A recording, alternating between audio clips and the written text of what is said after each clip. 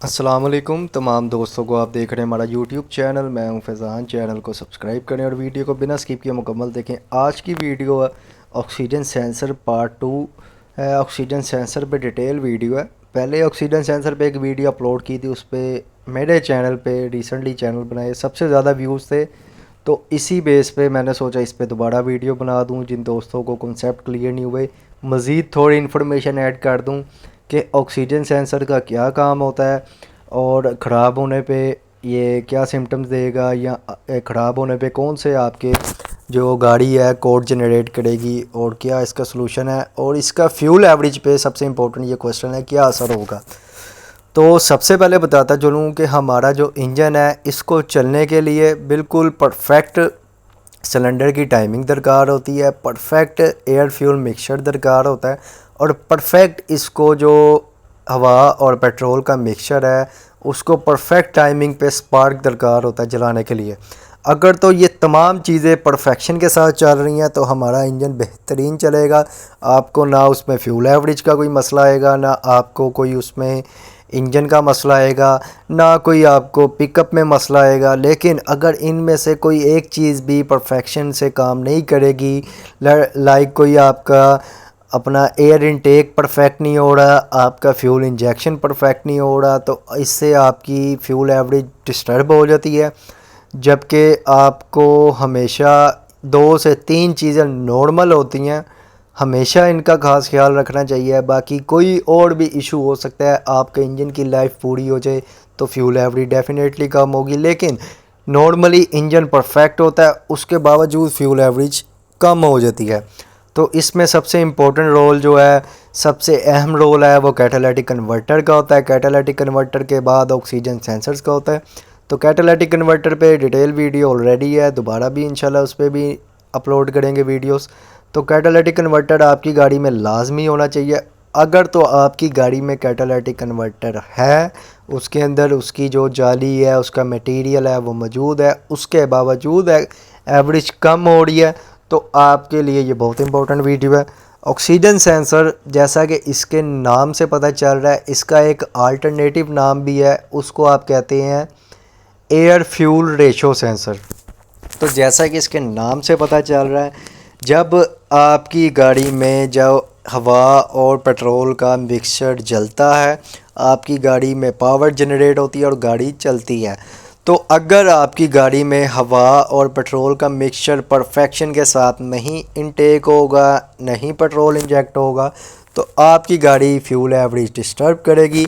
और इसी चीज़ को कि आपका एयर और फ्यूल का मिक्सचर परफेक्ट इंजेक्ट हो, इसमें ख़राबी ना आए, इसी चीज़ को जो आपका स्टेबल रखता है कि यार हवा और पेट्रोल का मिक्सचर परफेक्ट इन अपने इंजन में इंजेक्ट हो, तो इस चीज़ को मेक श्योर करना होता है, वो सबसे अहम काम होता है। और इस काम को जो सरअंजाम देता है वो ऑक्सीजन सेंसर है। आपकी गाड़ी का ऑक्सीजन सेंसर, इसका काम होता है आपका जो फ्यूल इंजेक्ट हो रहा है और रेशो आपकी हवा के साथ, जैसे ही आप आरपीएम बढ़ाते हैं आपका एयर इनटेक बढ़ता है और फ्यूल इंजेक्शन तेज़ हो जाता है। तो अगर आपकी गाड़ी में लेट्स सपोज आसान अल्फाज में समझाऊँ 50% फ्यूल और 50% एयर इंजेक्ट हो रही है, तो ये एक परफेक्ट मिक्सचर बनता है। अगर आपकी गाड़ी में 80% फ्यूल इंजेक्ट हो रहा है और 20% एयर इंजेक्ट हो रही है, इसमें जाहिर सी बात है पेट्रोल की मिकदार ज़्यादा है और आपकी गाड़ी में पेट्रोल ज़्यादा इंजेक्ट होगा, जबकि चलेगा उसी पावर के साथ। इसमें आपकी पिकअप का मसला हो सकता है क्योंकि हवा कम इंटेक हो रही है। तो उसके बाद आपकी अगर हवा ज़्यादा इंटेक हो रही है 80% और 20% पेट्रोल इंटेक हो रहा है, तो इससे क्या होगा, इंजन के सिलेंडर पे एक्स्ट्रा लोड पड़ेगा। पेट्रोल कम इंटेक हो रहा है, हवा ज़्यादा इंटेक हो रही है, इससे आपका इंजन हीटअप भी हो सकता है। तो ऑक्सीजन सेंसर ने जो काम करना होता है वो ये है कि आपकी गाड़ी का एयर फ्यूल मिक्सचर इसको स्टेबल रखना है। ये सबसे इम्पोर्टेंट और सबसे सिंपल आपको इसका काम बता रहा हूँ। आपकी गाड़ी के एयर फ्यूल मिक्सचर को स्टेबल रखना। आपकी गाड़ी में अगर हवा ज़्यादा मिकदार में और पेट्रोल कम मिकदार में इंजेक्ट होगा तब भी इंजन के लिए नुकसान है। पेट्रोल ज़्यादा इंजेक्ट होगा, हवा कम इंटेक होगी, तब भी आपके इंजन को भी नुकसान है और फ्यूल एवरेज भी बहुत ज़्यादा डिस्टर्ब होगी। तो ये इसका काम है। इसको जब भी ट्यूनिंग करवाएं स्पेशली किसी इलेक्ट्रिशियन से इसको खुलवा के इसको क्लीन करवा के दोबारा लगवा लें।